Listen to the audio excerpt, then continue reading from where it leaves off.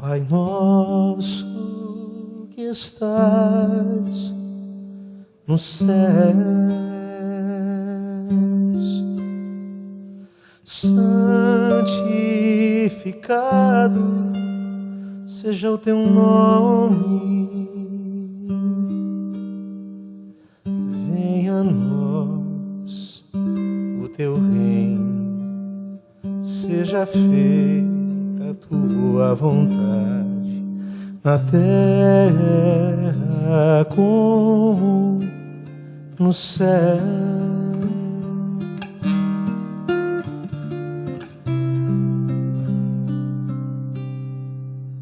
O pão nosso de cada dia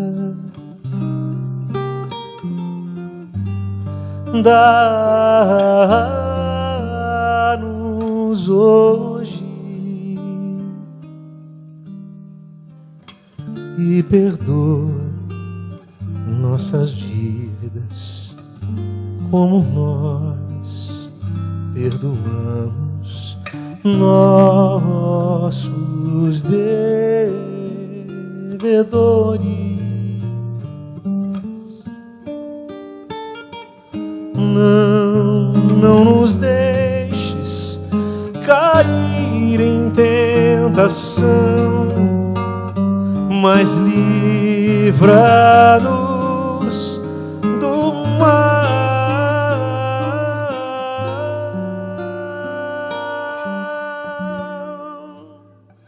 Pois teu é o reino, o poder e a glória para sempre,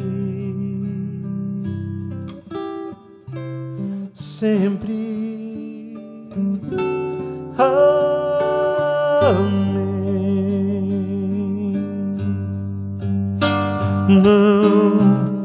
Não nos deixes cair em tentação, mas livra-nos do mal.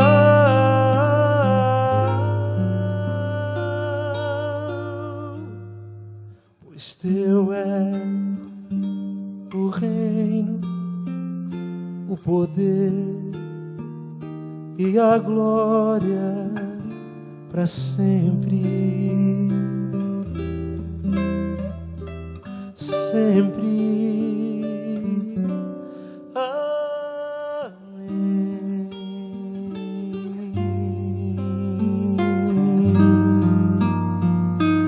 Amém. Amém.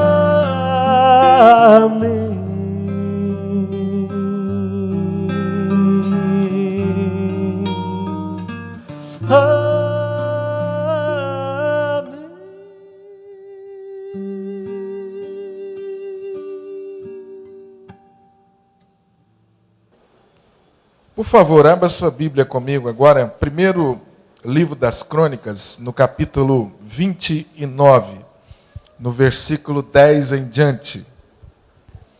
1 Crônicas, capítulo 29, versículo 10 em diante.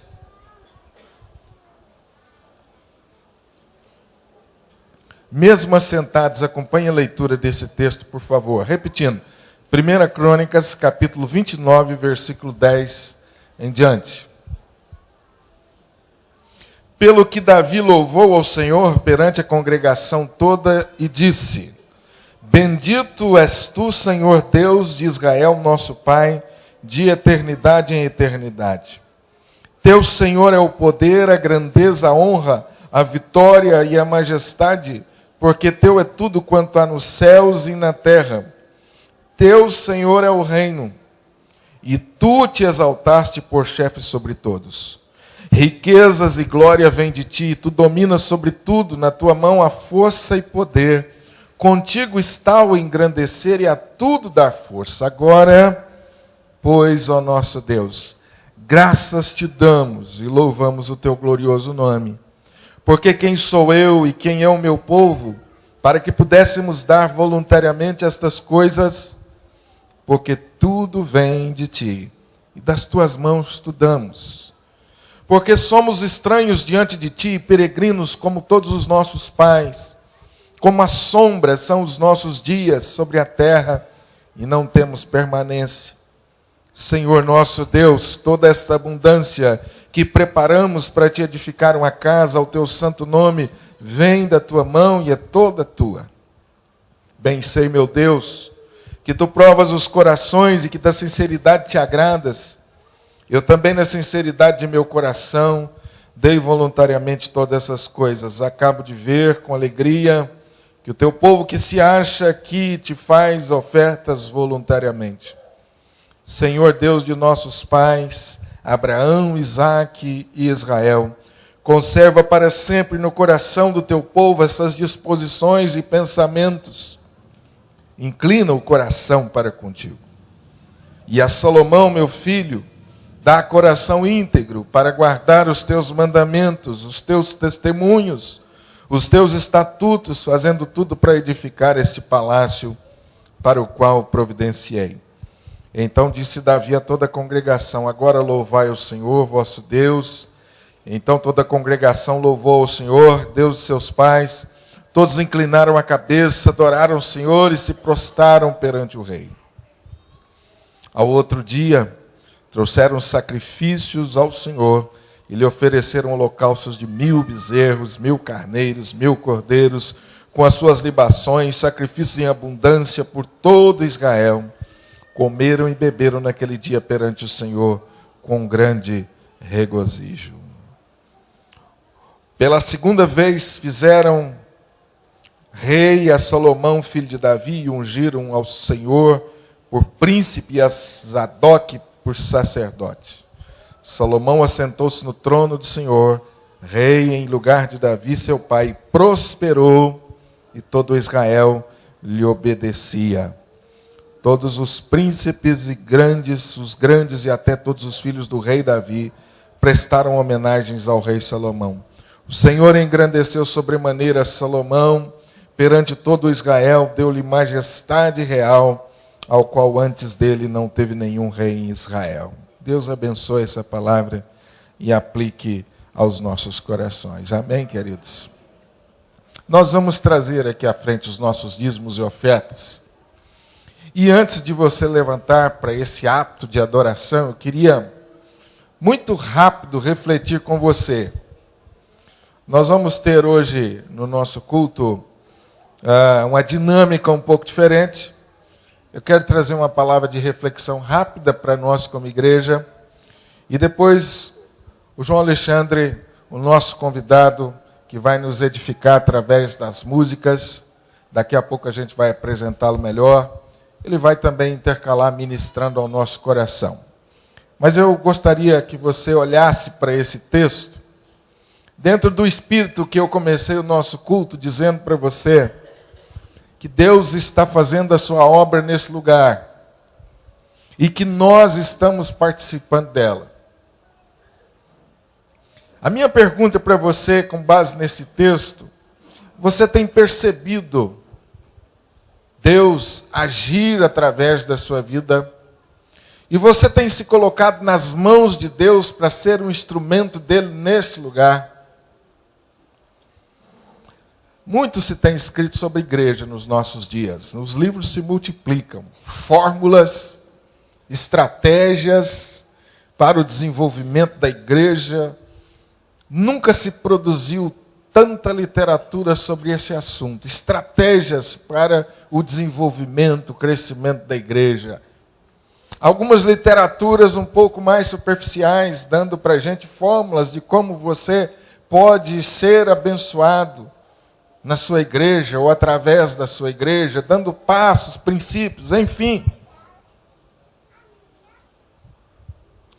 O texto que nós lemos nos mostra como que Deus usou aquele povo, o povo de Israel, para fazer uma grande obra. Quando você faz a leitura desse texto, você percebe claramente que Deus está aqui executando os seus planos. Nós poderíamos tomar como referência o chamado de Abraão. A partir de Abraão, Deus faz um povo. Esse povo tem várias experiências com Deus ao longo do tempo. Mas apesar das diversas etapas e diversas fases, circunstâncias diferentes, você vai percebendo que acima disso, Deus está executando os seus planos. E você vai olhando esses eventos que a Bíblia traz e vai ficando boquiaberto com aquilo que Deus está fazendo através daquele povo e na vida daquele povo. E nós podemos tomar essa história como referência para nós hoje. Nós estamos aqui como parte de um plano maior. Eu existo, você existe, essa igreja existe como parte de um propósito muito maior do que eu e você podemos imaginar. Os propósitos de Deus são propósitos eternos. E a Bíblia diz que são propósitos mais altos e mais sublimes do que os meus, do que os seus. Os pensamentos de Deus são mais altos. Isso significa que eu não vou entender tudo, que você não vai entender tudo. Mas a verdade que prevalece é que Deus está fazendo cumprir os seus propósitos através da minha vida, da sua vida e através da vida dessa igreja. Louvado seja o nome do nosso Deus. Talvez eu esteja falando uma coisa para você tão óbvia, tão básica, mas você sabe que por não entender isso, nós temos tido tantos problemas. Por não entender isso, muitas vezes nós achamos que nós somos mais essenciais do que nós, na verdade, deveríamos ser. Muitas pessoas se levantam na igreja como se o projeto fosse dele, o plano fosse dele. E às vezes assumem posturas perigosas. Às vezes assumem atitudes perigosas. E aí nós vemos muitas vezes a igreja deixando de cumprir o seu propósito de glorificar o nome de Deus e às vezes, infelizmente, até ser motivo de escândalo. E você pergunta onde nós erramos, onde erraram. É porque nós pensamos em ocupar uma posição que não é nossa. A igreja pertence ao nosso Senhor e Salvador Jesus. Ela existe pela vontade dele e ela segue existindo, cumprindo os planos de Deus. Louvado seja o nome dele. Isso me desafia e desafia você a uma atitude de submissão a Deus. O meu lugar e o seu lugar já está muito estabelecido, já está determinado. Qual é o meu lugar nesse plano? Já está estabelecido, eu sou servo de Deus. E tudo que eu preciso fazer é procurar compreender o caminho de Deus nesse lugar, a vontade de Deus nesse lugar e me encaixar dentro dos planos dele. Não são os meus planos. Eu queria que você pensasse sobre a sua postura em relação à vida da igreja. Nós somos servos. Parece que esse espírito é realmente desafiador para nós hoje, ser servo. No mundo onde a gente aprende que leva vantagem quem é superior, quem é melhor. É bem-sucedido quem é servido. Eu e você somos desafiados a estar nesse lugar e por muito tempo para servir. Já parou para pensar que Deus trouxe você aqui para servir? que os planos não são seus, não é do pastor, não é do conselho, e que nós estamos de passagem. Nós estamos aqui para servir. O texto nos fala que, a partir dessa consciência, as coisas começaram a acontecer.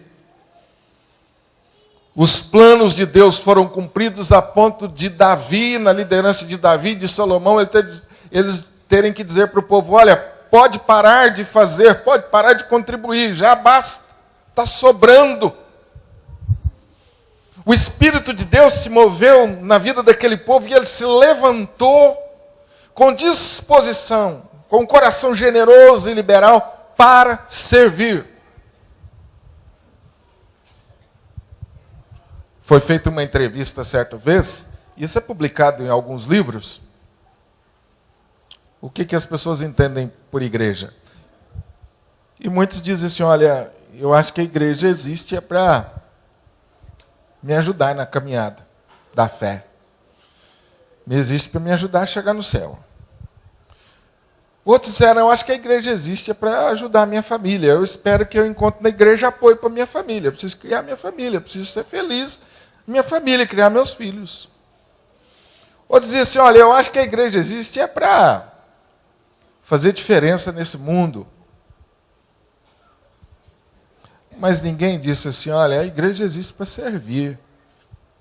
Eu estou nesse lugar, nós estamos nesse lugar para servir. Não é pensando naquilo que eu posso receber da igreja, mas é pensando naquilo que eu posso oferecer. Você já parou para pensar que pensamento simples, mas revolucionário, de que todos nós temos alguma coisa para oferecer, e é a partir disso, com a bênção de Deus, que os propósitos dele vão se cumprir. Quando eu me levanto nessa consciência de que eu estou aqui para servir e você também. Quando eu entendo que os planos não são meus, são de Deus, eu estou de passagem, eu sou servo, eu estou aqui para ser bênção na sua vida. Eu não estou aqui para fazer exigências ou para verificar o que podem fazer por mim. Não, eu estou aqui para ver como eu posso ser útil, como eu posso ser bênção na vida. Você já parou para pensar que pensamento revolucionário? E como isso poderia mudar muito as coisas? Deus está fazendo a sua obra nesse lugar. O desafio meu e o seu é nos colocarmos nas mãos de Deus para sermos servos. Existem alguns episódios na Bíblia, principalmente no Novo Testamento, que nos ensinam muito sobre isso, mas eu gosto muito daquele momento em que Jesus está reunido com os discípulos. Eu fico pensando no sentimento do coração dos discípulos, reunidos ali com Jesus. Àquela altura eles já haviam compreendido um pouco dos planos de Deus, um pouco. Já se sentiam assim, pessoas importantes por terem sido escolhidas por Jesus, e por Jesus estar gastando tempo com eles. Já havia um sentimento de equipe, de grupo. Então eles estão reunidos e de repente Jesus se levanta e começa a lavar os pés deles, e eles ficam apavorados com aquilo. Eu tenho por mim que Jesus deve ter dado um tempo naquela reunião para que alguém se levantasse. Como ninguém se levantou, Jesus com certeza pensou: ainda não aprenderam. E Jesus se levanta para lavar os pés dos discípulos. E então alguém vai e diz: Senhor, isso não é o seu lugar. E Jesus então deixa mais uma vez claro para a igreja que nós existimos para servir. O Filho do Homem não veio para ser servido, mas para servir. Assim também eu e você viemos para servir. Celebramos o aniversário da igreja e precisamos celebrar sempre com a renovada disposição de nos colocarmos nas mãos de Deus para servir. Essa é a nossa vocação. Que Deus te abençoe. Deus te abençoe. Eu queria ainda fazer uma pergunta para você. Você quer ser abençoado por Deus na convivência dessa igreja, na vida dessa igreja, através? É claro que sim, né? Amém? Claro, pastor, eu quero. Então, decida servir. Decida servir. Hoje eu estava falando sobre esse assunto na classe de integração, a classe de novos. E eu estava dizendo para eles assim, olha, nós vamos terminar a nossa aula. E vocês observaram que nós chegamos aqui, estava tudo arrumado. Tinha café para vocês, tinha um biscoitinho, tinha uma sala arrumada, limpa, as cadeiras no lugar. Vocês observaram? Pois é, pastor, observamos. Pois é, nós vamos embora e vamos deixar tudo aqui assim. Tudo desarrumado. Porque nós sabemos que alguém vai arrumar. E sabe quem vai arrumar? São os diáconos da igreja, que não ganham um tostão para isso, fazem por amor. Então, meu amado, quando você se levantar da sua cadeira, pense, eu faço parte disso. Pega a cadeira e coloque no lugar. Eu dei esse exemplo e estou dando para você novamente, para você pensar como a nossa mentalidade precisa mudar. Nós estamos aqui para servir. Faça aquilo que tiver ao seu alcance e seja bênção. E na medida que você se dispõe para ser uma bênção, Deus vai te abençoar. Zele pela unidade da igreja. Zele pela unidade da igreja. Jesus morreu por isso. Que Deus te abençoe. Que Deus me abençoe você com esse coração de servo. E que essa igreja continue sendo serva desta cidade, desse país, desse estado, do mundo, servo da sua família. E que você possa fazer parte do mover de Deus nesse lugar, para a honra e glória dele. Parabéns pelos seus 55 anos de vida nesse lugar.